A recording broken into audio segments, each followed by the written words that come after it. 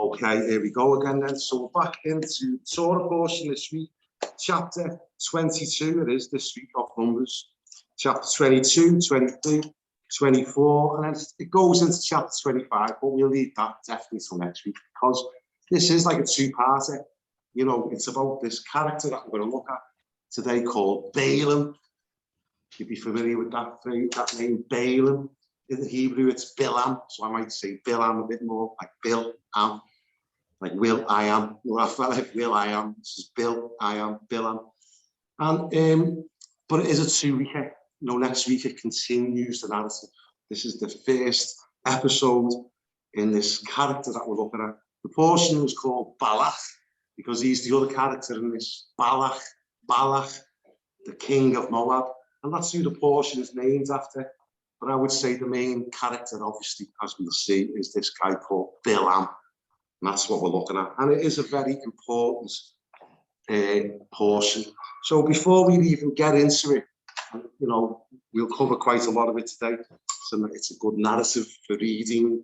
But before we get into the narrative, just so we can really once again realize how relevant this is and how much New Covenant believers need to pay attention to these things. We've referred many times to 1 Corinthians chapter 10.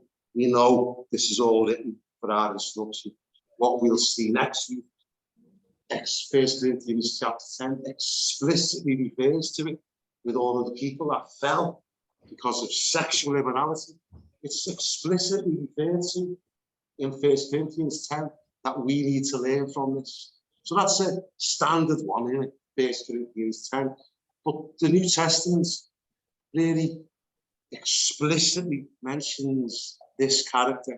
And so I want to read each part of the New Testament where this character is mentioned, and then we can see how relevant it is to New Testament believers.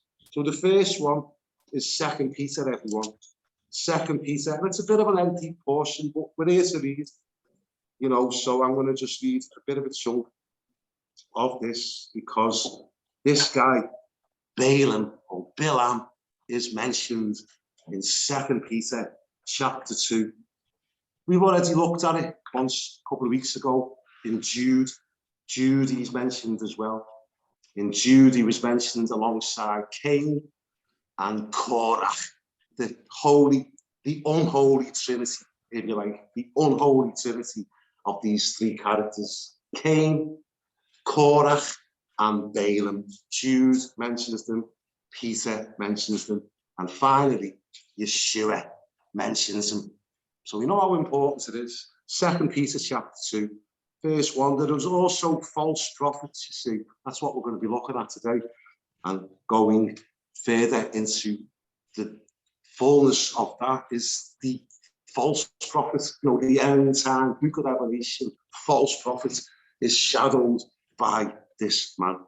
Because false prophets were among the people, even as there will be false teachers among you who will secretly bring in destructive heresies, even denying the Lord who bought them, and bring on themselves swift destruction.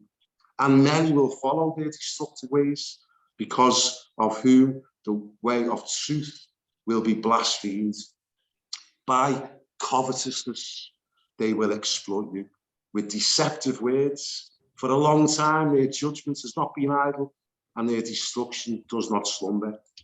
If God did not spare the angels who sinned, but cast them down to hell and delivered them into chains of darkness to be reserved for judgment, and did not spare the ancient world, but saved Noah, one of 8 people, a preacher of righteousness, bringing in the flood on the world of the ungodly, and turning the cities of Sodom and Gomorrah into ashes, condemned them to destruction, making them an example to those who afterwards would live ungodly, and delivered righteous Lot, who was oppressed by the filthy conduct of the wicked. For that righteous man, dwelling among them, tormented his righteous soul from day to day by seeing and hearing their lawless deeds. Then if the Lord knows how to do that, then he knows how to deliver the ungodly out of temptation, praise God, and to reserve the unjust under punishment for the day of judgment. Heavy stuff, isn't it? And especially those who walk according to the flesh, in the lust of uncleanness, and despise authority. They are presumptuous, self-willed. They're not afraid to speak evil of dignitaries, whereas angels who are greater in power and might do not bring a reviling accusation against them before the Lord. But these, like natural brute beasts, I probably won't read Jude, it's in Jude, it's only one chapter, you can read it yourself, but it's exactly the same language Jude uses that Peter's using. These are natural brute beasts. They've got such a carnal, brutish, beastly nature dominating them. They're just completely carnal, fleshy. That's what it's saying. The brute beasts, and they're made to be caught and destroyed. They speak evil of the things they do not understand, and will utterly perish in their own corruption, and will receive the wages of unrighteousness, as those who count it pleasure to carouse in the daytime. They are spots and blemishes. You know, that's just the language, isn't it? That Yeshua's coming back for a bride who is without spot and without blemishes. That's what these people are here for, to infect, to bring their spots and blemishes, and to, like monkeypox or something like that, to infect people. You know, the spots and blemishes, carousing in their own deceptions while they feast with you, having eyes full of adultery and that cannot cease from sin, enticing unstable souls. They have a heart trained in covetous practices and are accursed children. This is tragic. These are backsliders. These are people who knew the way and decided to walk away for their own gain. You see, this is what it says. They have forsaken the right way and gone astray, following the way of Balaam, the son of Beor, who loved the wages of unrighteousness. But he was rebuked for his iniquity. A dumb donkey, speaking with a man's voice, restrained the madness of the prophet. That's obviously what we're going to read today. These are wells without water, clouds carried by a tempest, for whom is reserved the blackness of darkness forever. You know, I've read a big chunk there, but that's why I've read it, because it's so clear, isn't it? Watch out for these characters. Watch out for these people who had so deceived themselves. You know, we have all been exposed to these covetous teachings, which has all been about money and prosperity. And this is what it's talking about. But let's go now. I'm not going to read Jude, but I am going to read Revelation. And a couple of years ago, I studied this portion in a different way because of Revelation chapter 2. And all it did, and I'm not going to do it today, but I'll just mention a couple of things. When we done it a couple of years ago, and I read Revelation chapter 2, there's so much interesting stuff in this chapter which we could look at. I'll try and mention a few things, but we did spend a whole session on it. There's that much to be said. But let's read Revelation chapter 2, verse 12. Revelation chapter 2, verse 12. This is Yeshua. This is Yeshua writing to the 7 assemblies, but he's writing to everyone who's got an ear to hear, as he says every time. Whoever's got an ear to hear. So this is for everyone who's got ears to hear. So please help us, Lord, with our ears to hear. So the angel of the assembly in Pergamos, mixed marriage, it means a mixed marriage, not a righteous arrangement. This is a message of like the unholy alliance between the church and the state that came together to be in the Holy Roman Empire. There's nothing holy about it, but it was an empire and it was from Rome. But they called it the Holy Roman Empire, and it's a political organization allied with a religious organization, the Holy Roman Empire. That's what this is addressing, Pergamos. And, you know, historically, this is what happened. The Babylonian priests migrated and came to Pergamos, and then that's Turkey, and then they migrated further west and set up shop in Rome and brought about this religious, political, economic system called Rome. and Pontifex Maximus, and all these titles are all Babylon in nature, and just migrated westwards from Babylon, and Pergamos was the place where they stopped off. So right to this place, these things says he who has the sharp two-edged sword. This will all be relevant when we read the portion in a minute. I know your works and where you dwell, where Satan's throne is. And that's why we could stop there and have a documentary style and go through all of the historical things about this, because Satan's throne is a real thing that is really around today. And you've only got to get an easy jet from Speak to Berlin and you can go and see it. I mean, I don't know if you can go and see it. When I studied this a few years ago, what they call is a museum, what I call a temple, is shut for renovations. Who knows what's going on? That was about 3 or 4 years ago. It was shut. It might be open again now, but it was shut at the time. But in that place is where this throne is. Literally, it was literally transported from its site in Turkey all the way to Germany, and its construction or reconstruction and the temple that they made to house it in, all had very historical coincidings with Hitler being born and the rise of Nazism. And Hitler was so transfixed by this thing that he had a big version built. And you might have seen it in Nuremberg when he's standing on this huge stage. Well, it's a replica of this literal throne of Satan, which was an altar to Zeus. And from this platform, he proclaimed the final solution. The end of the Jewish people was proclaimed from this throne of Satan. It exists today. It's in Berlin. You all know because this is factually true. It is. But I say I'm not going to attempt to go into this much more. The guy, Mike Flame, who used to comes down again. He has done a documentary style video on this. Very good. On all of this. Huh? I'm not interested in seeing it. Okay.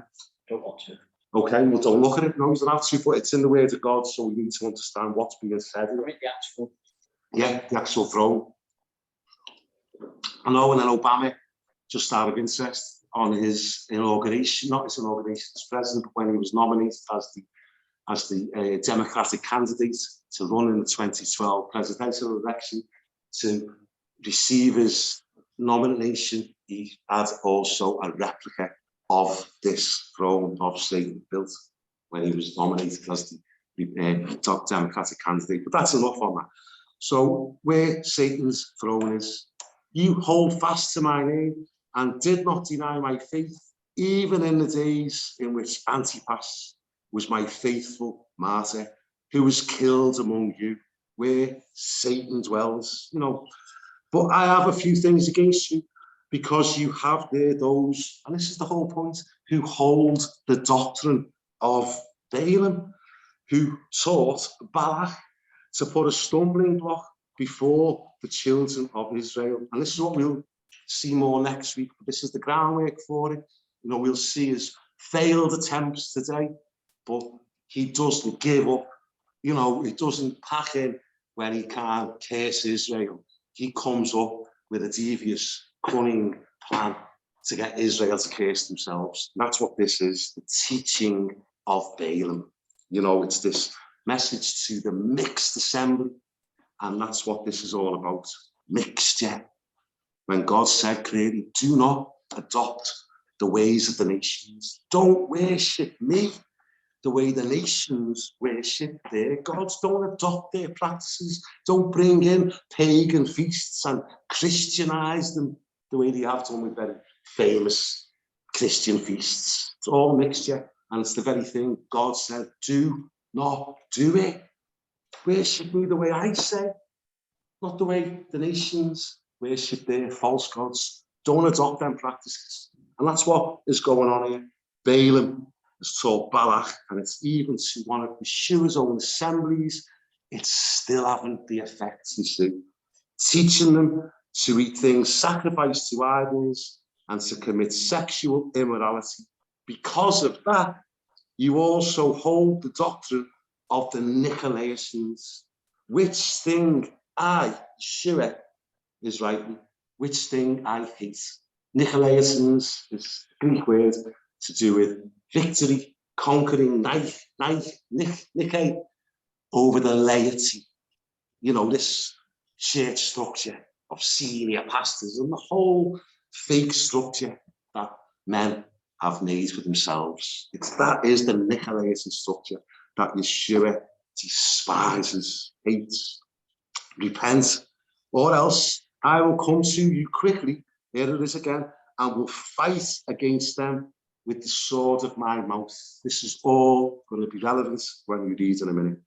So let's just finish off that message. Here, he who has an ear, let him hear what the Spirit says to the churches. To him who overcomes, I will give some of the hidden manna to eat. And I will give him a white stone, and on the stone a new name written, which no one knows except him who receives it. You know, we're not here to do a study in Revelation, but that's the message that Yeshua wrote to one of his assemblies, and it's still being read and understood today by his believers, isn't it? Because that's what he's saying. You've got to understand the importance of this portion and understand these characters, because the enemy wants to seduce and bring God's people into this mixture of eating food sacrificed to idols and committing sexual immorality, which is all four types and shadows of idolatry, isn't it? False worship, that's what that's all about. Anyway, let's get into chapter 22 then. That's just the introduction to why this is so important. You know, it's great that we're here every week and we've got a great discipline, but it's great to understand why we're here, what we're doing these things for, you know. Praise God. Chapter 22, everyone. Let's just read now. So after last week, we finished off.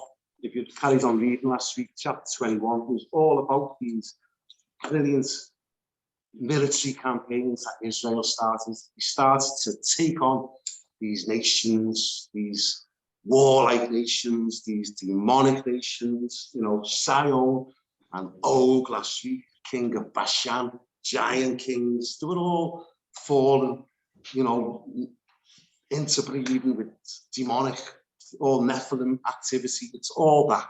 And Israel started to go on the rampage and started to have victory against these otherwise unbeatable giants, etc. But Israel, God gave them victory. And that was where chapter 21 finished. So it says, then the children of Israel moved and camped in the plains of Moab on the side of the Jordan across from Jericho. As we said last week, this is in the 40th year of the wilderness. They are so close, literally, physically, you can see the land. They're so close to the land. In time references, they're so close to entering the land, so close. It's right over the way. Now, Balak, the son of Zippor, saw all that Israel had done to the Amorites, to these giants, the Emori.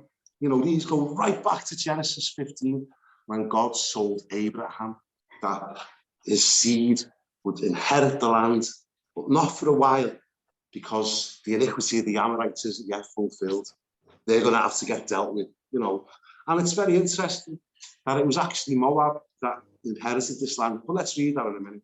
So it says that Balak is the king of Moab, and he saw all that Israel done to the Amorites. And Moab was exceedingly afraid. Balak means to waste, emptiness, destruction, yeah, devastation. Balak, and amen. And it says that Moab was exceedingly afraid of the people because they were many, and Moab was sick with dread because of the children of Israel. And that should remind you, Ema, of something you read every week, because it's in Exodus 15. It's in that glorious prophetic song of the sea, the song of Moses. I try to read it most weeks because it's such an important passage. It was sang in the temple every Sabbath, this Exodus 15, and it tells you clearly there in verse 15, Exodus 15, verse 15, the chiefs of Edom will be dismayed, the mighty men of Moab, trembling, will take hold of them. You know, this was as Israel came through the Red Sea, and this is the song Moses sang. It's so prophetic, and it's so also end time. You know, it's end time. This is an end time narrative as well. And so you can see it's already being fulfilled. The Moabites are sick with dread. And this is the enemy. The enemy is terrified of prophecy being fulfilled. When the enemy sees prophecy being fulfilled, it terrifies the enemy because he knows his end. He knows this is all on the road to his complete and utter destruction. And that's Balak. His name means these things. And that's a picture of the enemy completely. And also, you might go around like a roaring lion, being all dead hard. But really, the enemy is terrified because he knows the prophecies will be fulfilled. He knows this, and this Balak is a picture of him. But let me just read this from Deuteronomy chapter 2. Before we go any further, read this in Deuteronomy chapter 2, verse 8. This is like, obviously, Moses' last few days before he dies, and he is recounting the journey and all what's been happening, what God's been saying in Deuteronomy. And in verse 8, he says, when we pass beyond our brethren, the descendants of Esau, who dwell in Seir, that was last week, away from the road of the plain, away from Elat and Etzion Geber, we turned and passed by the way of the wilderness of Moab. Here we go. Right, this is that. Then, this is what happened. Yehovah said to me, do not harass Moab, nor contend with them in battle, for I will not give you any of their land as a possession, because I've given Ar to the descendants of Lot as a possession. So just remember these things if you're not aware. Moab, who is he? He's Lot's kid, isn't he? Lot, with his two daughters, had Moab and Ammon. And God has got some sort of covenant with Moab. And he's telling Moses here, don't go into his land. Don't harass him. Don't fight him. I'm not going to be with you in that fight. I've got some sort of covenant with Moab. I don't understand it, but he's got a covenant with Moab. Never forget the messianic line.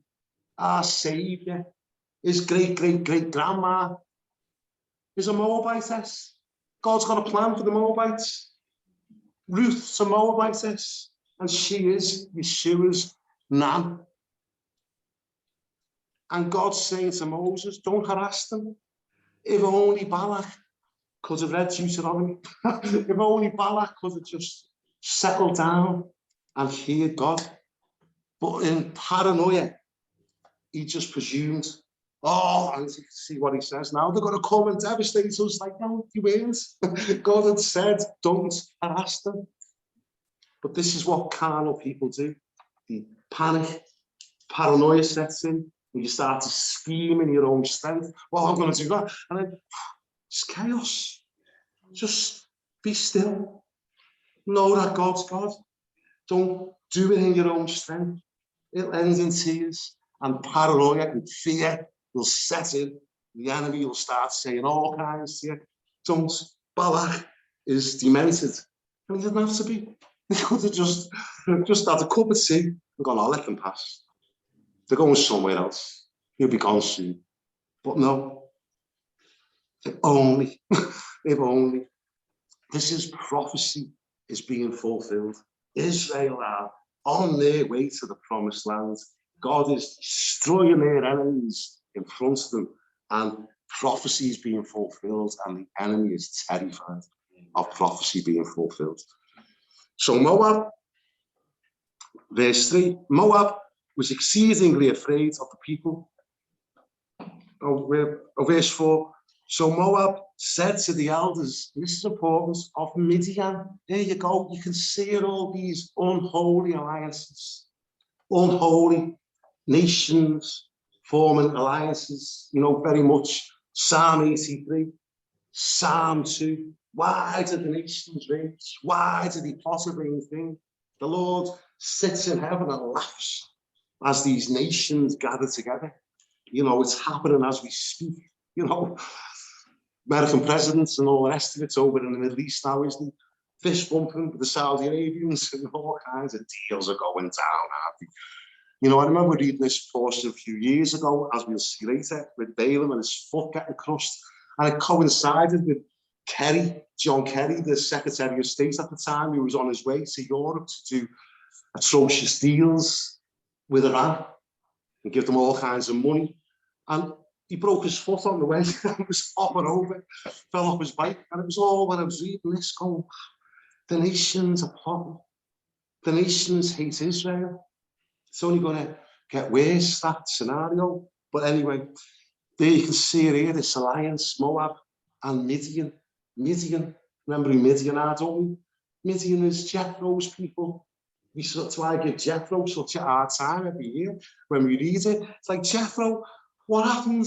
How come you didn't go back to your people and say, I've met with Moses, I've met with the God of Israel, he is the God, there's no other God.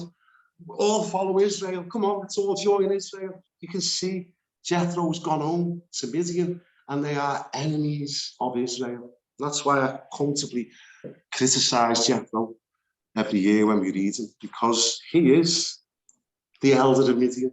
He was the sheikh of Midian, wasn't he? Jethro was the, you know, the priest of Midian, but the ruler of Midian.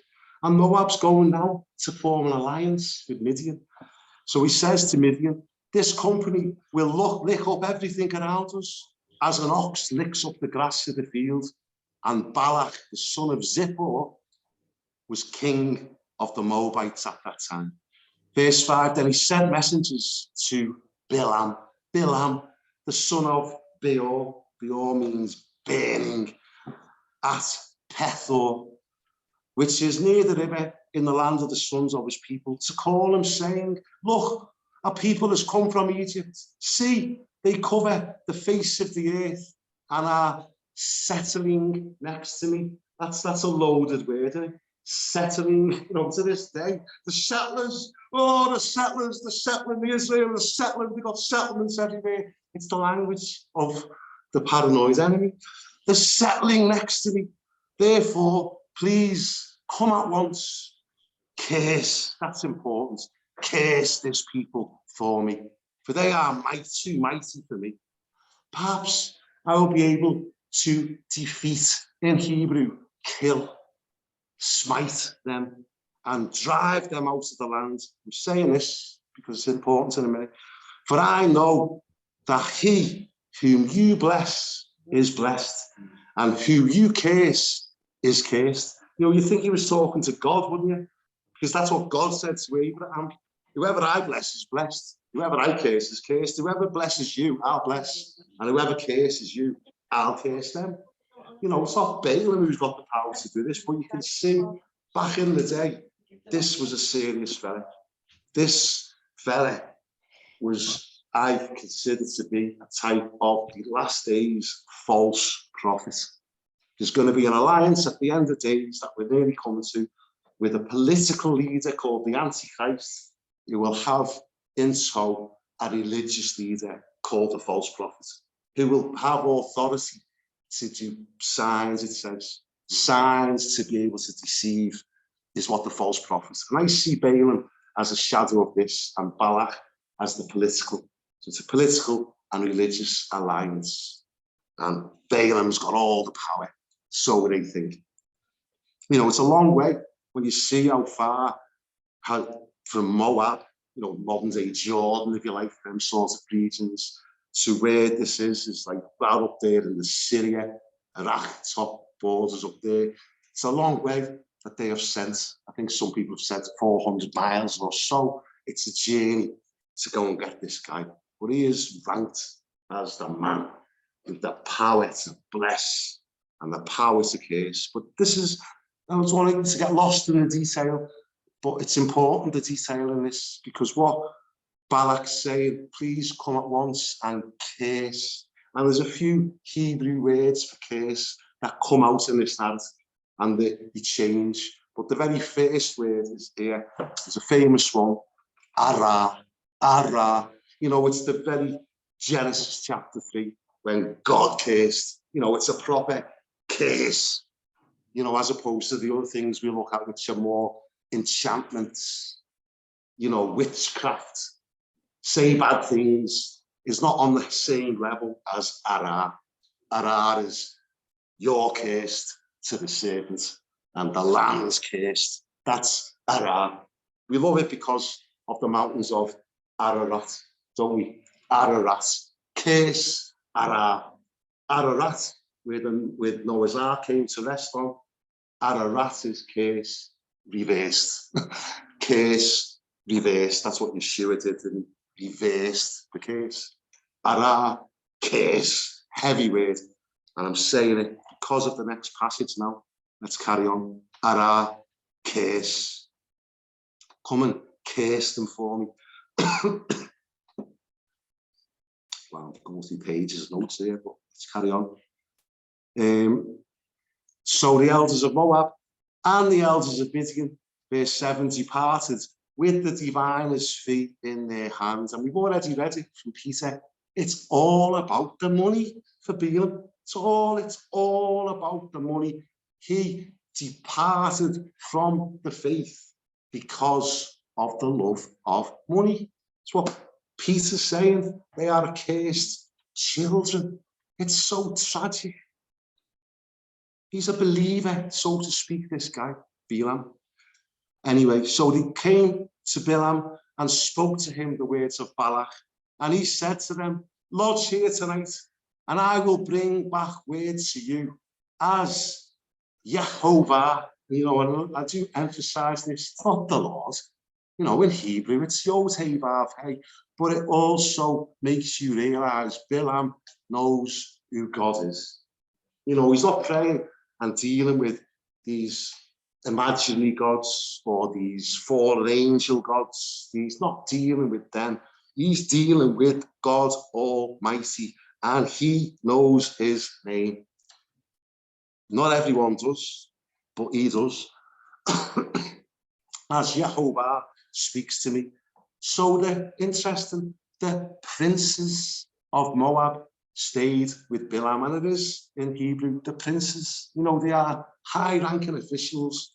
You know, thinking about it now, the way the world sends its high-ranking officials to do these deals. That's who these are, princes of Moab stayed with Balaam. Verse 9, then God came to Balaam and said, who are these men with you? Which is a strange thing for God to say. You know, for God who knows everything, he knows everyone. For God to say, who are these, should make you realize straight away, it's like, oh, something not right here. You know, a bit like, and I definitely think a Hebrew mind would think like this, but when Yeshua said, look, this is how it's going to be, at the end, people are going to come to me saying, Lord, Lord, didn't we prophesy in your name? I think Balaam might be at the front of that list, going, Lord, didn't I prophesy in your name? I used to use your name. I used to prophesy. Get away from me. I never knew you. Who are these people? I don't know them. Who are these? It should make them realize, oh, God's not happy. Straight away, God doesn't recognize these people. These are in the I don't know you camp. Careful who you fellowship with. You know, spend time with. Who are these men? It is like Yeshua saying, I don't know you. Depart from me. So, verse 10, Balaam said to God, Balak, the son of Zippor, the king of Moab, has sent to me, saying, look, and it's very similar to what God said, but not quite. Look, a people has come out of Egypt, and they cover the face of the earth. Come now, curse them for me. Completely different word in Hebrew. He's not saying what God said. He's hiding from God what Balak actually said. Balak said, come and ara them for me. Come and finish them off. Ara them for me. Here, he says, oh, Balak said, come and curse them, come and kava, come and speak, a curse over them. It's not the same word, it's playing it right down. Oh, he just asked me to go and say some bad things about them. Not arad them, not completely like wipe them out. Not use my powers to arad. Just come and cover. He's playing it down. Perhaps, he's carrying on, this is what Balak said, perhaps I shall be able to overpower them. No, what Balak said, perhaps I'll be able to kill them, smite them, destroy them. Not this is overpower, this is fight them, go into battle with them. But it's not what Balak said. Balak said, I want to destroy, kill, smite. And Bilam is changing and toning it down. Perhaps I'll be able to overpower them and drive them out. God knows exactly what God said. Verse 12, God said to Bilam, you shall not go with them. That should be clear enough, shouldn't it? You shall not go with them. You shall not arad the people. So God hears exactly what God said. He heard Balak say, arad them, arad them. Bilam went, oh, he just wants me to cover them. God says, you're not going to arad them. I don't, if this is too technical, but it is what it is. It's curse in English, but it's different words in Hebrew. God is fully aware of what's going on. And he's made it so clear. You shall not go with them. Just send them home now. Be polite. Say, sorry, lads, beat it. I'm coming nowhere. Yehovah's told me. End of the matter. But the human nature is devious. It says in 2 Peter to deceive themselves. And we've got to watch out because we've got a human nature that still wants to get back on its throne and go, what's in here? The footy's on, or the golf's on, or whatever's on. I love sport, But anyway, verse 13. So it's clear is that what God said. Bilam, verse 13, rose in the morning, said to the priests, the princes of Balak, go back to your land. Yehovah has refused to give me permission to go with you. Praise God. Good start. And the princes of Moab arose and went to Balak and said, Bilam refuses to come with us. See, the enemy doesn't give in, does he? It's what he was like with Yeshua. Just test him, trying him. The enemy is relentless. So Balak again sent princes more numerous, more honorable than they. And they came to Bilam and said to him, thus says Balak, son of Zippor, please let nothing hinder you from coming to me, for I will certainly honor you greatly, and I will do whatever you say to me. In other words, here's a blank check. Just fill it in when you get home. There's no price too much. I'm not willing to pay anything I'll pay to get rid of these people. I'll do whatever you say to me. Therefore, please come, curse. Now he's changed it. He's like on it. It's like, all right, what about kavaring them for me then? I know God said you can't arad them. Any chance of just kavaring them? Any chance of just speaking a few bad words over them? You do a bit of witchcraft. It's relentless. Kava, curse this people for me. Verse 18, and Bilam answered and said to the servants of Balak, though Balak was to give me his house full of silver and gold, I could not go beyond the word of Yehovah, my God. This is heartbreaking. This man knows God. This man knows God. He knows who he is. He's intimately acquainted in that way. Yehovah, my God. That's heartbreaking. To do less or more. Now, therefore, please, you also stay here tonight. Why? Why? That I may know what more Yehovah will say to me.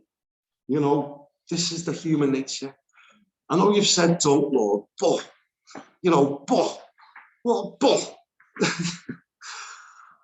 And God came to Bilam at night and said to him, if the men come to call you, It's highlighted again in my notes because that's clear, isn't it? If the men, if they come to call you, rise and go with them, but only the words which I speak to you, that you shall do. So Bilam rose in the morning. It doesn't say nothing about the fellas coming. It doesn't say the fellas coming up on his door like, Bilam, it doesn't mention the fellas coming. Bilam's just probably being like that, all right, I can't wait. Oh, I got a blank check. I'll be able to buy that. I'll be able to go there. Oh, I'll bless them. I'll give a bit of charity. But you know, this is the nature. God said, if they come, then you can go. It doesn't say anyone came. Bilam's got the kettle on, making all kinds of noise to wake everyone up. But you know, come on, blagging himself. Be careful, please, all of us. You know, if they come. So Bilam rose in the morning, saddled his donkey, and went with the princes of Moab. You can see how glitzy and glamorous it is, can't you? Sin is like this. It's what sin is. It's enticing. No, it's pleasurable for the season. Verse 22. But it tells you clearly, God's anger was aroused because he went. You know, we don't have to read that much between the lines here. God said, don't go. When they come back with more money, Bilam's thinking, you know what, God might be interested. Maybe God was after a few more quid. Maybe now they've turned up and they've really put a show on. You know, and there's money everywhere. Maybe God's going to change his mind. He doesn't know God that well. you know, it was about God, but does he know God?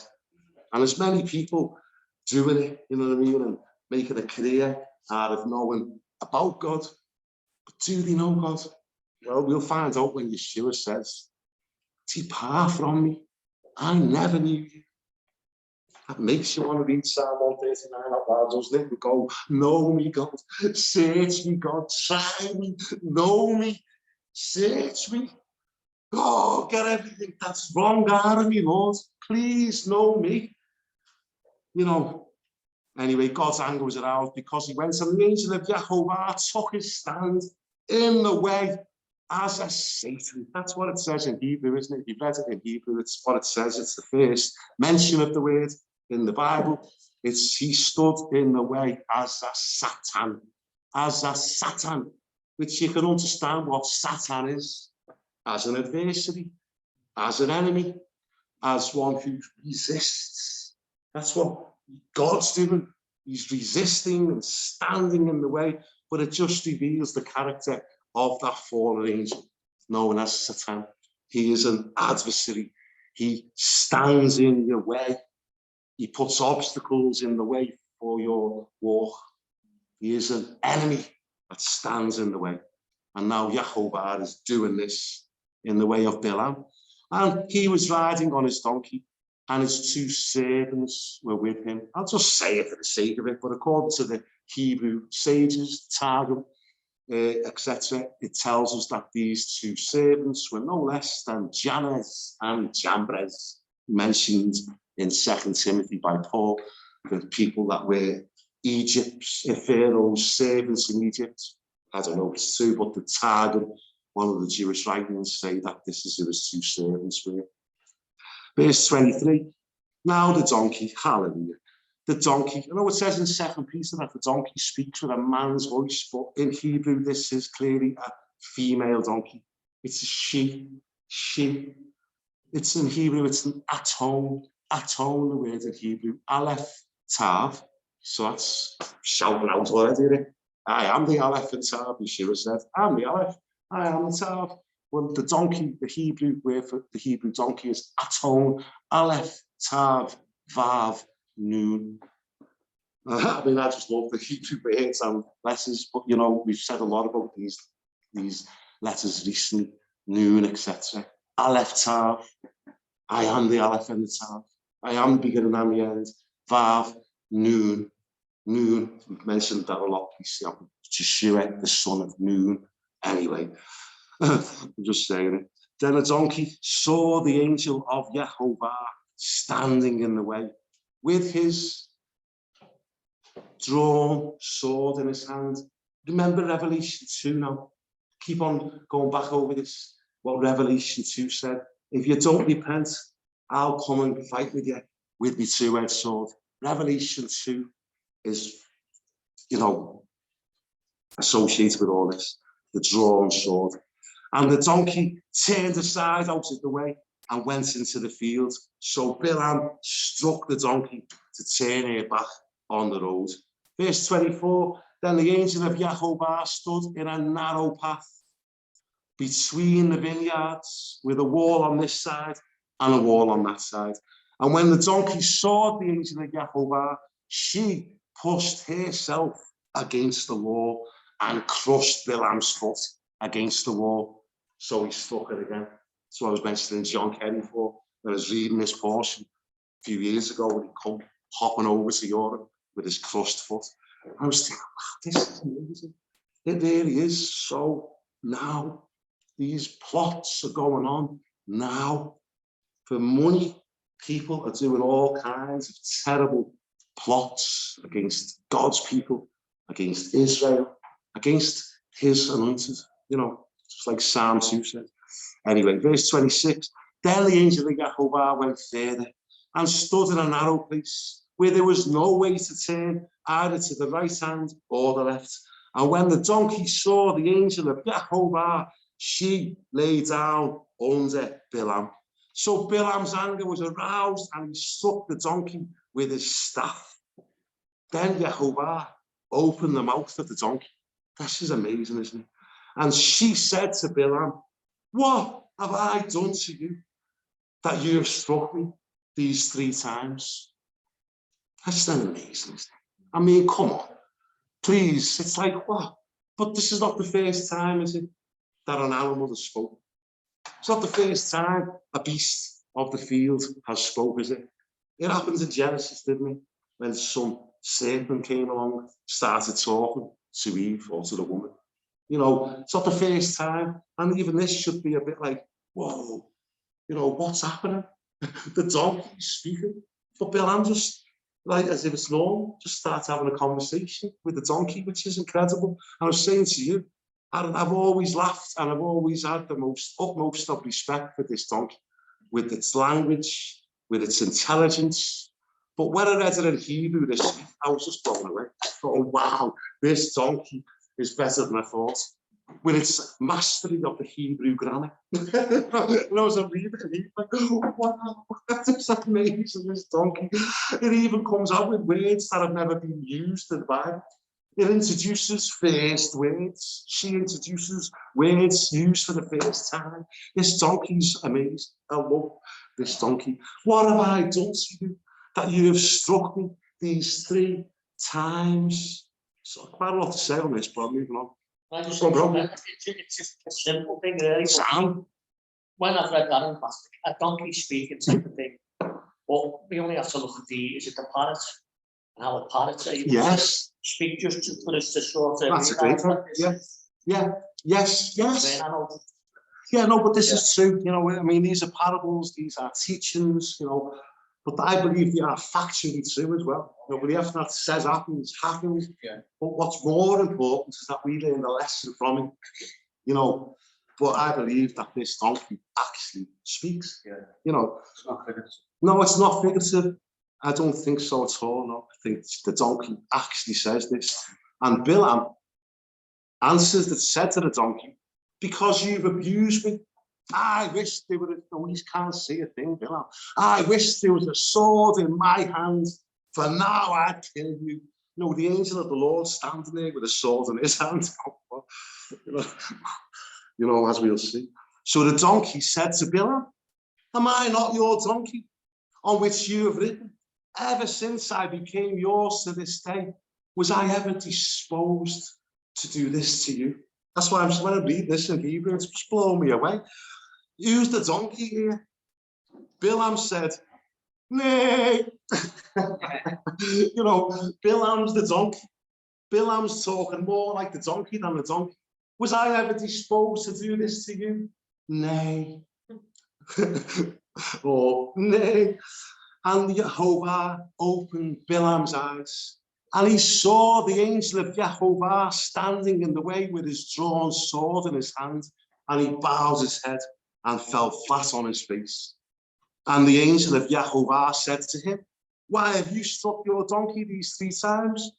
Behold, I have come out to stand against Satan, you, because your way is perverse before me. The donkey saw me and turned aside from me these 3 times.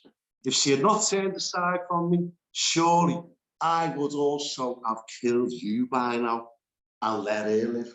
You know, Revelation chapter 2, if you don't repent, I will fight against you with my sword. I am he who has the sharp 2-edged sword. Revelation 2. You've got to, hopefully this will help us even more to pay attention to that lesson and go, so what's to that, isn't it? What Yeshua is saying there, he's expecting us to understand this portion and go, oh Lord, is this me? Is there any of me like this? You know, 3 times. What's this reminding of? It's the exact opposite of Yeshua, isn't it?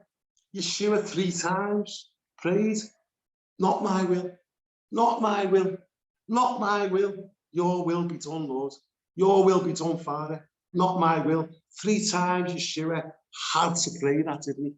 To overcome the temptation to not drink the cup, to not go to the cross. 3 times Yeshua had to say, not my will. But this is the exact opposite. This is like Balaam 3 times smashing the donkey going, my will be done. My will be done. The donkey's trying to help. He's walking into like the angel of the Lord with a sword in its hand. The donkey's trying to help. And Balaam's like that. No, my will be done. Is there any of that in us? Is there?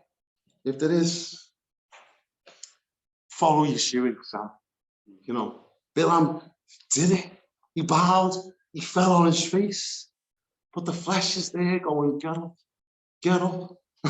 You know, the proud flesh is, don't humble yourself. Come on.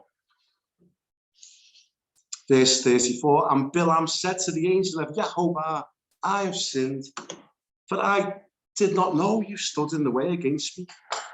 Now, therefore, if it displeases you, you should have said, you know, you should have said something. I'll turn back. You know, we did say, didn't we?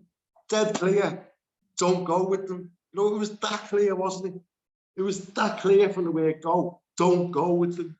The second time, it was still clear. If they come and knock for you, get you out of bed. Balaam knows it's not God's will, but he is, as Peter told us, he's deceived himself. You know, having this imagine, oh, I love the Lord. I've got a wonderful relationship with the Lord. Have you? Have I? You know what I mean? He was blagging himself, and all he wanted was his will and the money that was waiting for him. So, Balaam, I've sinned. If it displeases you, I'll turn back. The angel of Jehovah said to Balaam, and I don't know if you got any more on this, Aaron, you mentioned this to me about this with thing, but the angel of Jehovah said to Balaam, go with the men. I like this because God just sees them, whatever your rank is. If you're an elder, if you're a prince, whatever, you're a man. Because God just says, go with the men, but only the word I speak to you, that you shall speak. So Balaam went with the princes of Balak. They're just men in God's sight. But in Balak's sight, Balaam's sight, the princes, we got boss cars, they're just sounds, I'm going to theirs. You know what I mean? That's how I'm sticking with them. Saying it in the chapter when he's saying, oh, son. He's saying who he's meant with, he was with the iron and the man, that with. Then later God says, if they call you, go with them. Aleph. Okay. Aleph is different with, isn't it?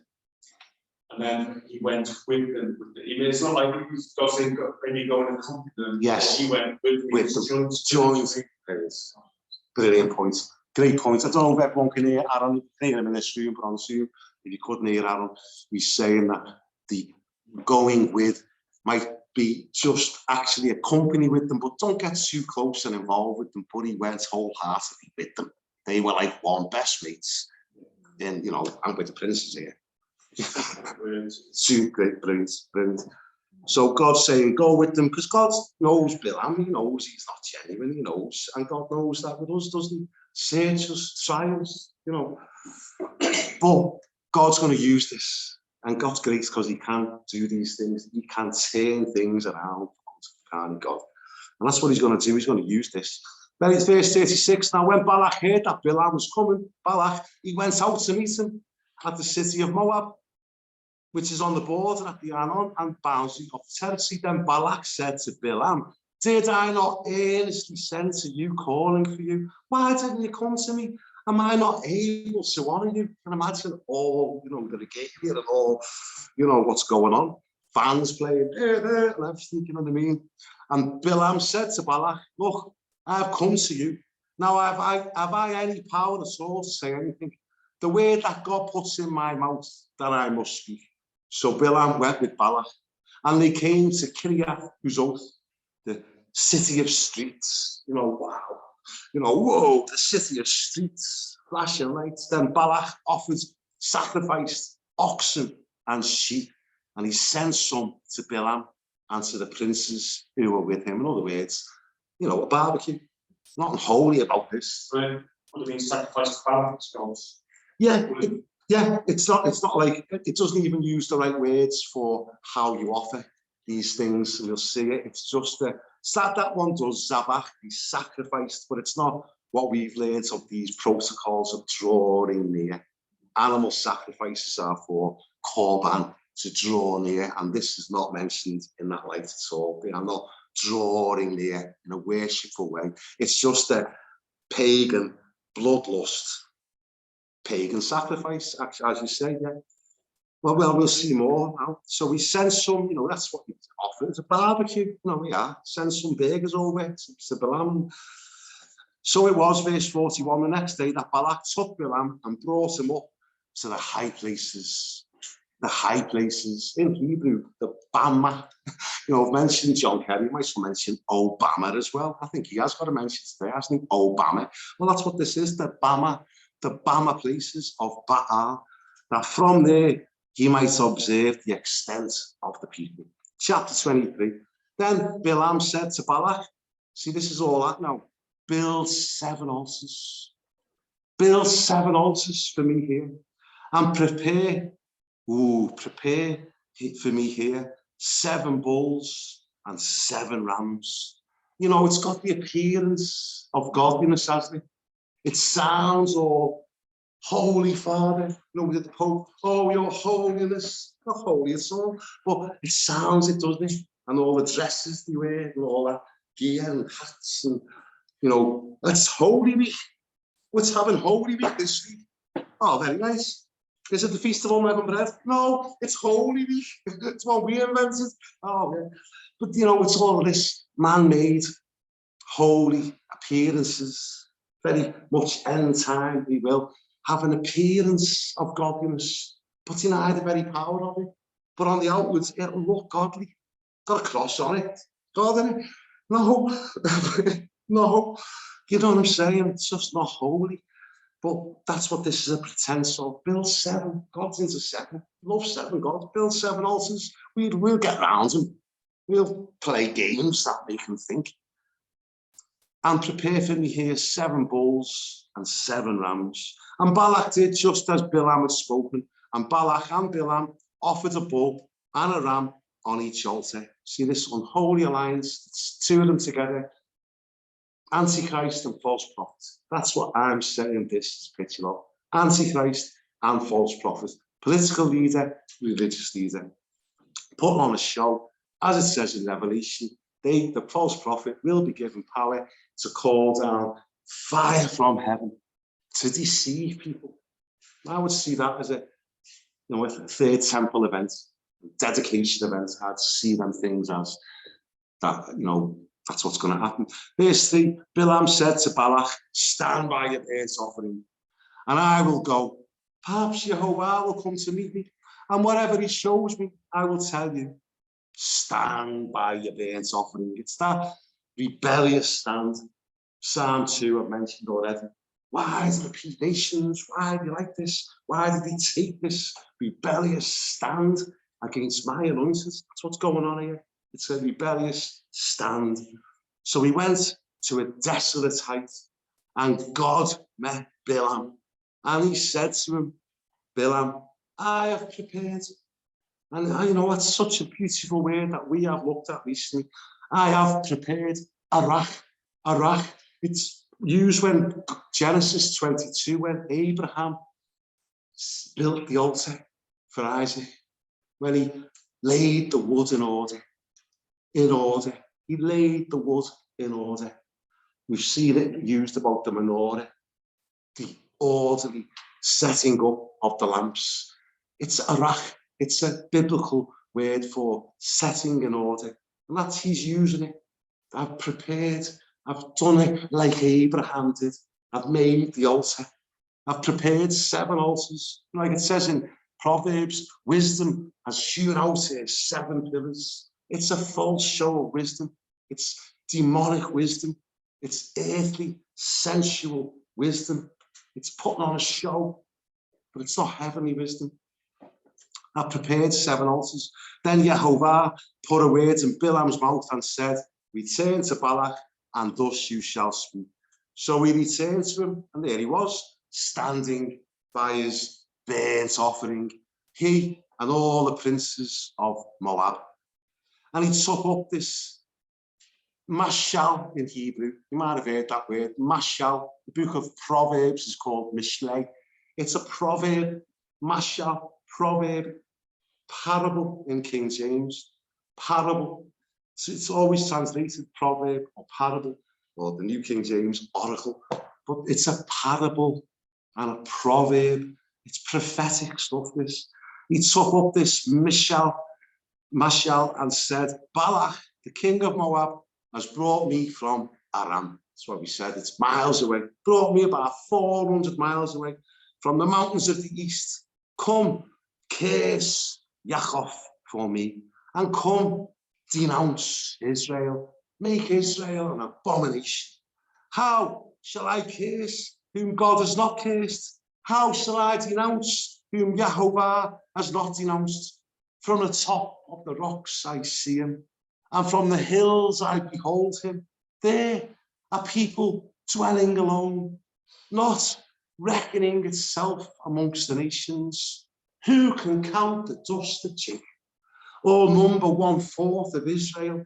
Let me die the death of the righteous, and let my end be like his. Hallelujah. You know what I mean? Just pack in there. Just go and join them. Just get up. Moses, any chance? Can I come and join you? Can I be part of this holy congregation?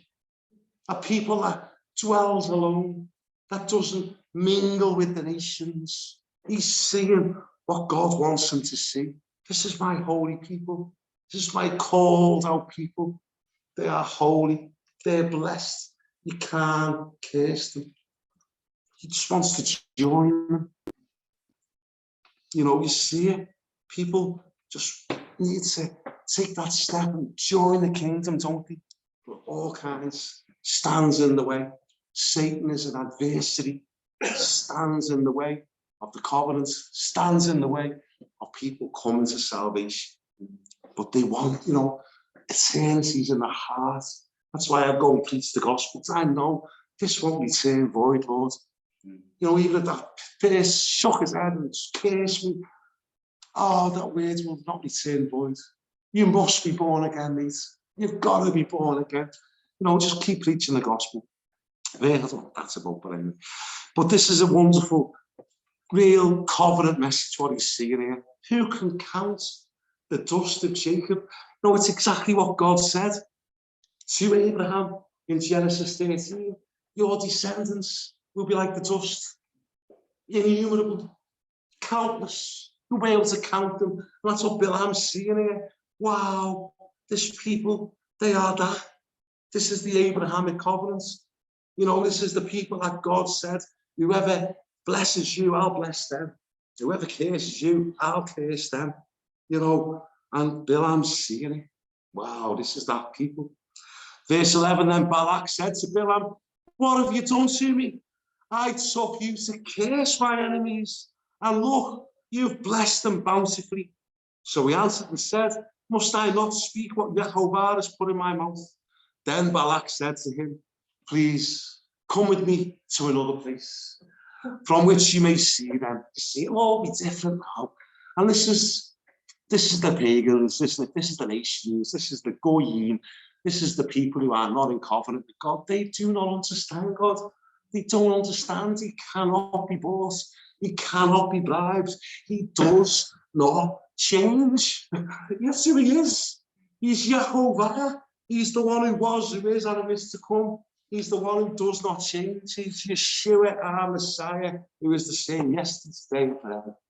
He doesn't change. He cannot be bought. Cannot be bribed. He's incorruptible. But Balak isn't, and Bilam isn't. And they think God's like them. You know, Balak, come with me to another place from which you may see them. You shall only see the outer part of them, and shall not see them all. Curse them, kavav. Other one, speak witchcraft. Speak words of divination over them. Curse them for me from there. So he brought him to the field of Zophim, to the top of Pisgah. This is the mountain that Moses dies on. The top of Pisgah, and built 7 altars, and offered a bull and a ram on each altar. And he said to Balak, stand here by your burnt offering while I meet over there. It doesn't actually say the Lord Jehovah, it says while I meet over there. Verse 16, then Jehovah met Bilam and put a word in his mouth and said, go back to Balak, and thus you shall speak. Verse 17, so he came to him, and there he was, standing by his burnt offering, and the princes of Moab were with him. And Balak said to him, what has Jehovah spoken?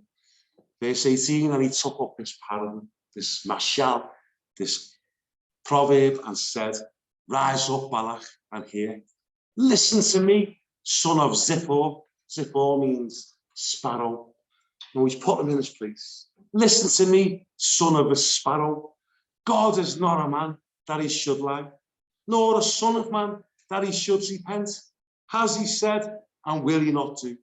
Has he spoken, and will he not make it good?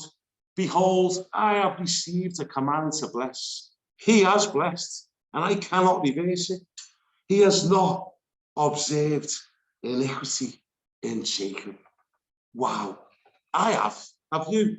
These last few weeks, I have seen a bit of iniquity in Jacob. I have. You've seen it. The rebellions of the last few weeks have been immense, haven't they? Blaspheming God, cursing the manner. We have seen rebellion, but God hasn't. I have not observed iniquity in Jacob, nor seen wickedness in Israel. And this can only be for what it's going to say now. Jehovah, his God is with him. The shout of a king is among them. Oh, God brings them out of Egypt. He has strength like a wild ox. There's no sorcery against Jacob, nor any divination against Israel. You know, no weapon formed against you shall prosper. Amen. No tongue that rises against you, you shall condemn.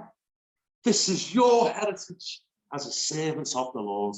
Any tongue that rises against you, you've got the authority to condemn. No weapon formed against you shall prosper. There's no divinity, no divination against Israel. It now must be said of Jacob and of Israel, oh, what God has done. It's that language of the cross. It's finished. You're a new creation. I don't see iniquity in my people. I see a new creation. I see them in my Son. I see them in Messiah. They're covered, they're cleansed, they're washed. They are new creations. That's what the language here is. That's what Bilam's seeing here. He's seeing Israel, and he sees the new covenant people that they're meant to be, that we are. Look, a people rises like a lioness and lifts itself up like a lion. It shall not lie down until it devours the prey and drinks the blood of the slain. Now, this is deep stuff, and we're only 20 minutes to go. We're not going to dig down much more into this than what we're just reading, but I'll just add to that. And we looked at it last week, a fantastic word, and I know people grasped hold of it because they told me they did, and I made up you did. We looked at it last week with that serpent on the pole, remember?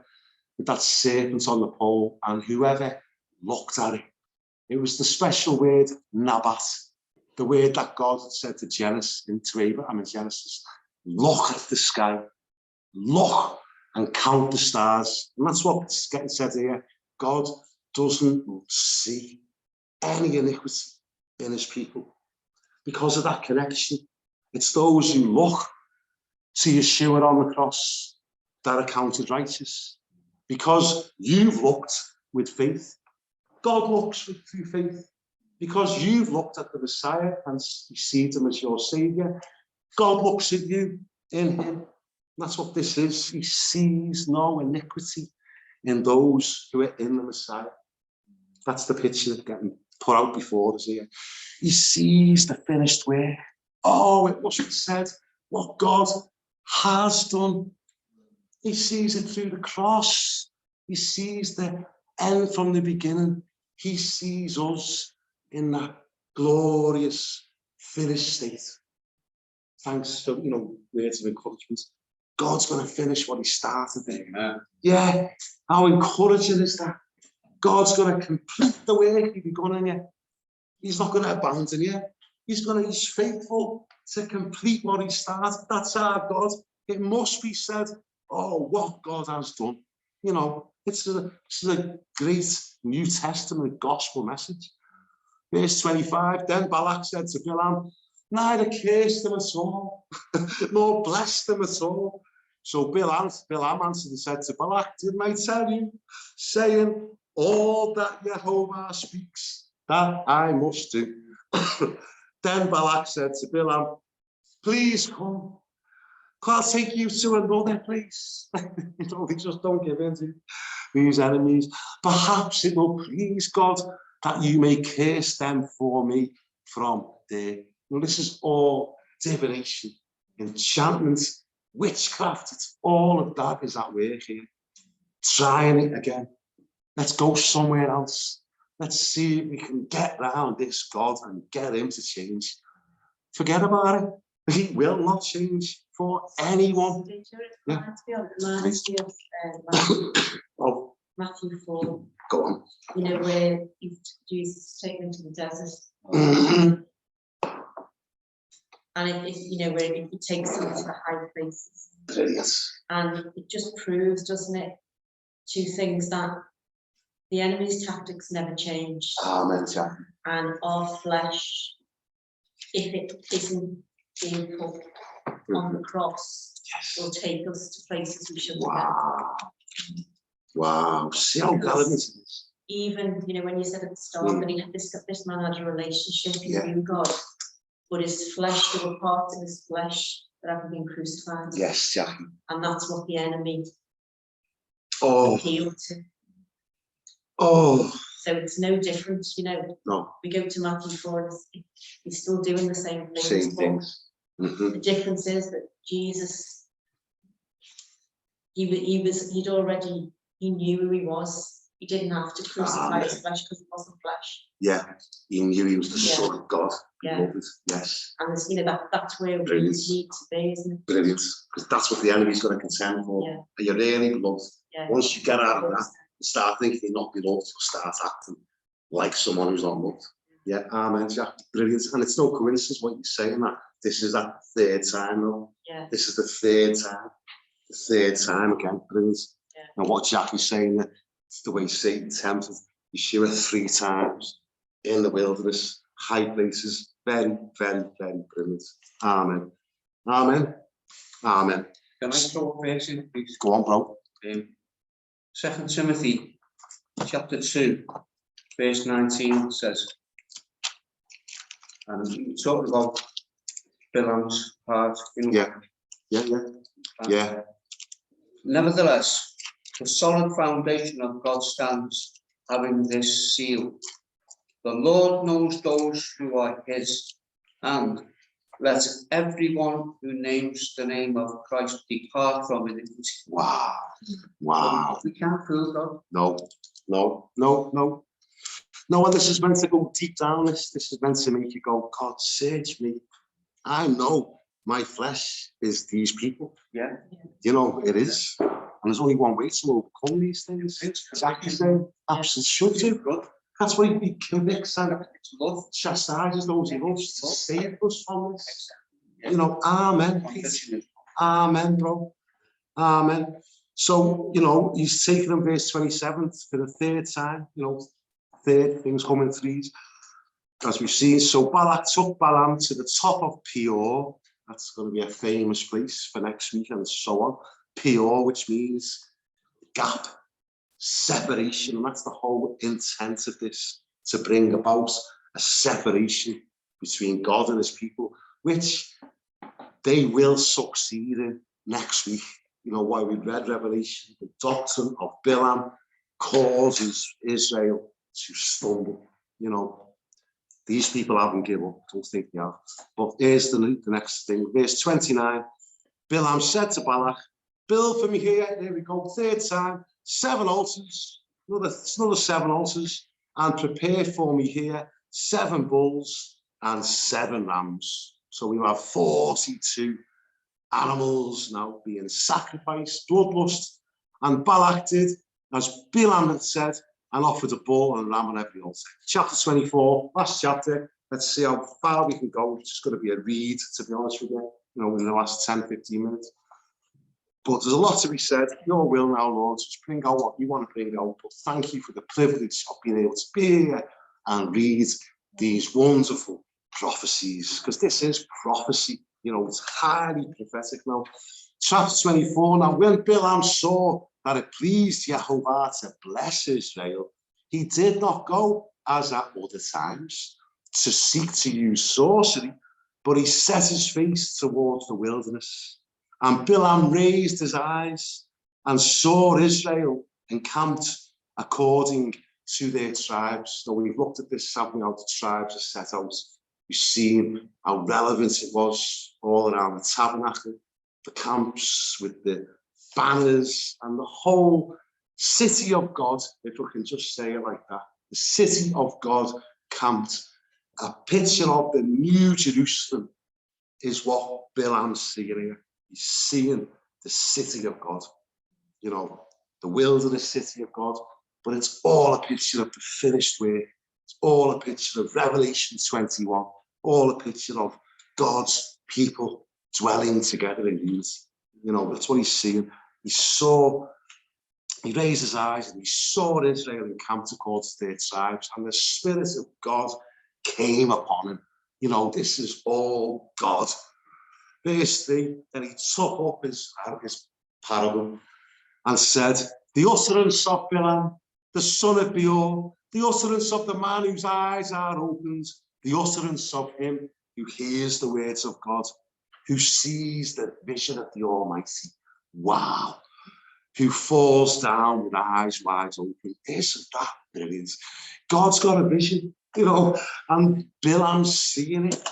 God's vision is, I will dwell with my people. I will be their God. They will be my people. I will tabernacle amongst them. We're going to be one.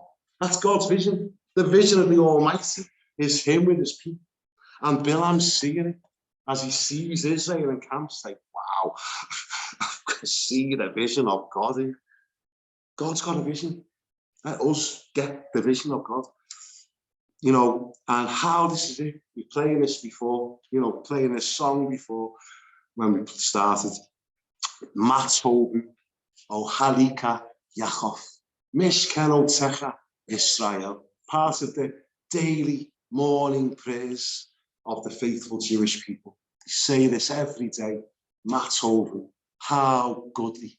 O Halika Yaakov, are your tents, Jacob. Mishken O Techa Israel. How lovely are your tents, O Jacob, your dwellings, O Israel.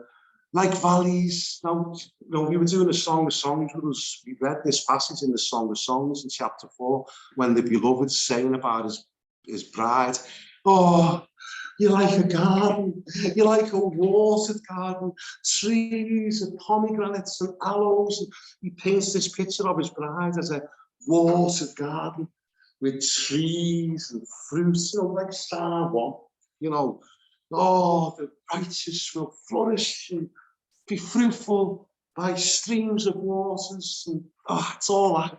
He's seeing the garden, he's seeing the paradise of God. And as we see in the Song of Songs, God's people are his paradise. We are his garden. Come and walk in your garden. The Lord's a gardener. He invented them and he loves them. And when his people are walking in his ways, that's what they're like. Watered gardens and fragrance aromas. Oh, like valleys that stretch out, like gardens by the riverside, like aloes planted by Yahovah, like cedars beside the waters. All of that, wasn't it? He will pour water from his buckets, and his seed shall be in many waters. This is the future history of Israel. Israel scattered in the nations. You were with us last night. Read Micah chapter 5 and chapter 6. That's the prophet's portion for this week. And a lot of this language is in here. How even after Israel rejected the Messiah and how God gave them up, he will once again restore Israel. And it's going to be a mighty end time move of God when he does these things. Amen. He's going to do this. His king, the king of Israel can be no other than Yeshua, shall be higher than Agag, and his kingdom shall be exalted. God brings him out of Egypt. He has strength like a wild ox. He shall consume the nations as enemies. He shall break their bones and pierce them with arrows. This is completely and utterly end time. Yeshua coming back, destroying his enemies. He bows down. He lies down as a lion. And as a lion, who shall rouse him? This is all about our King of Israel, the Lion of the tribe of Judah. He's in this camp. The seed of Abraham, who will be the Messiah, is in this camp. He's sitting there in someone's loins in the camp of Judah. The Messiah is in there, and that's what he's saying. This king is there. He's among them. The messianic seed that's going to crush the serpent's head is in this camp. You're having a laugh, Balak. They're not getting cursed. They cannot be cursed. They're blessed because the blessed one himself is in that camp. And he will come like a lion and he will destroy their enemies. It's only wish you'd just left me, Balak. I bet Balak's like that. Why did I bring this fella in? But it's not finished yet. So he's like a lion. Blessed is he who blesses you, and cursed is he who curses you. Right back to the Abrahamic covenant. Verse 10, then Balak's anger was aroused against Bilam, and he stuck his hands together. And Balak said to Bilam, I called you to curse my enemies, and look, you've bountifully blessed them with these 3 times. Now, therefore, flee to your place. Bit of a play on words going here. Bless is Barak, and flee is Barak. So it's a bit like, you're blessing them, you're baraching them, now Barak off. Flee to your place. I said I would greatly honor you, but in fact, Yahovah has kept you back from on it. Kept you back from on it. In other words, you're not getting a penny, get out of there. And that's why Bilam is still here next week. We'll see the demise of Bilam next week. We've already read about it in the writings, the New Testament, what Yeshua said. Bilam stays around and gets his way, as we'll see next week. Verse 12, so Bilam said to Balak, did I not speak to your messengers whom you sent to me, saying, if Balak were to give me his house full of silver and gold, I could not go beyond the words of Yahovah. to do good or bad of my own will. What Jehovah says, that I must speak. And now indeed, I'm going to my people. Come, I will advise you what this people will do to your people in the latter days. Couldn't be any clearer what this is about now. And we're going to finish with this part. Going to finish with this last few verses now, and we'll leave it there. So we're up to verse 15. This is the fourth. No, we'll go on with another couple more of these Mishneh parables, proverbs about other nations. I think it's 7. It is 7 in total. He gives 7 prophetic utterances concerning Edom and Amalek and things like this. But we'll just finish with this. Only 5 minutes now.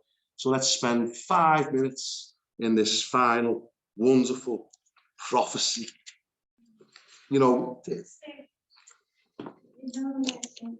verse 11, what does it say in your Bible? 24 verse 11. Last, sentence. The last sentence of 11. But The Lord's kept you back from honor. kept you, Back from honor, is that what you mean? The Lord. the Lord has kept you from being rewarded. Yes, yes. Yeah, yeah.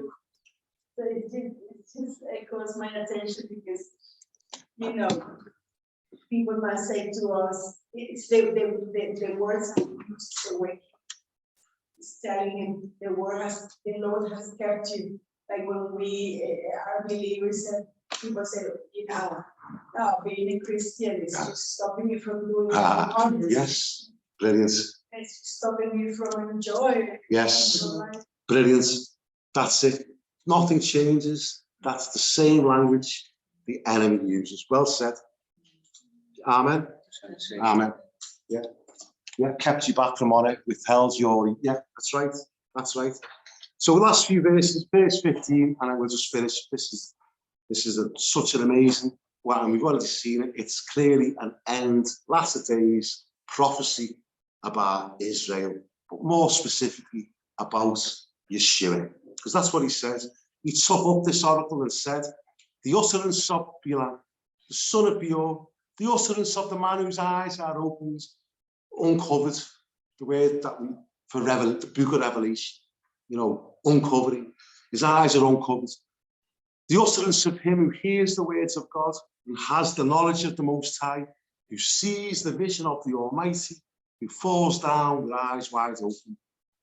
This is like really, I shall, it's future. I shall see him, but not now. I shall behold him, but not near. A star shall come out of Jacob. Notice it's Yeshua. Yeshua says in the end of Revelation, I am the bright and morning star. You know, you want to see it in Yeshua's first incarnation, his first coming. It was a star, wasn't it? That the wise men followed, etc. His coming was heralded by a star. And this is his first coming being spoken of here. The star shall rise out of Jacob. And then it's the second coming. A scepter shall rise out of Israel. And that is the millennium kingdom, when he will rule with a rod of iron. You know, it's all connected with Genesis 49, the prophecy over Judah, that his scepter will not be removed, etc. You know, it's this language of the king who rules and reigns. And that's what he's seeing here. He's seeing, I think it's Rashi or Rambam, one of the greatest Jewish sages. He interpreted this as the star of King David. So he saw the star as King David, and then he saw the scepter as the son of David. That's how Rambam, you know, one of the greatest Jewish sages, commentators, interpreted this. And I think he's very close, but I see it as the first and second coming of Yeshua. That's how I see this. But it's the whole package. A star will come, a scepter will rise out of Israel and batter the brow of Moab and destroy all the sons of tumult, and Edom shall be a possession. Seir also His enemies shall be a possession, while Israel does valiantly. Out of Jacob, one shall have dominion and destroy the remains of the city. And that is end time, what we're still waiting to see in all its fullness when Yeshua comes and destroys his enemies, sets up his kingdom, and he is the one who will have dominion, no one else. Our king is the King of Kings. He will rule, he will reign. He is the one to have dominion. He is the one that comes out of Jacob. He is the one that comes out of Israel. So we're finishing there. It's 4 o'clock, just saying. So we got through a lot. I really appreciate you being here. Questions, comments are all great. Being here is great, and we really appreciate it. So thanks everyone for coming. I'm going to close with the Aaronic blessing. I tend to do that every week. But thanks for being here. You know, and we're moving on now. You know, more people are coming, and you know, we're going to grow and develop. Just trust you in this, Lord. You know, people will rise up and do the jobs and do the functions you've called. Let us be a really healthy body, Lord. Fill us with your spirit. Fill us with your love, Lord, so that we can fulfill the greatest commandment, which is to love you. And the second, to love one another. Help us, Lord, to walk in these ways of yours, these great ways, these righteous ways. Help us to learn these lessons. Search us and try us, Lord. Remove any wicked ways within us, Lord. But thank you that you are doing this. You are working in us, and you will complete the work you've begun. So thank you for that. Amen. God bless everyone. Yevarecha, Yehovah, by Ishvarecha. Yehovah, Panavelecha, Beikunecha. Isa Yehovah, Panavelecha, Beyasemlecha. Shalom, Yehovah, who was, who is, and who is to come. Bless you and keep you. Yehovah, make his face shine upon you and be gracious to you. And Yehovah, lift up his countenance upon you and give you shalom. In Yeshua's name, everyone. Amen. Amen. Thanks for joining us, everyone. Thanks. Been a Thanks. lovely time.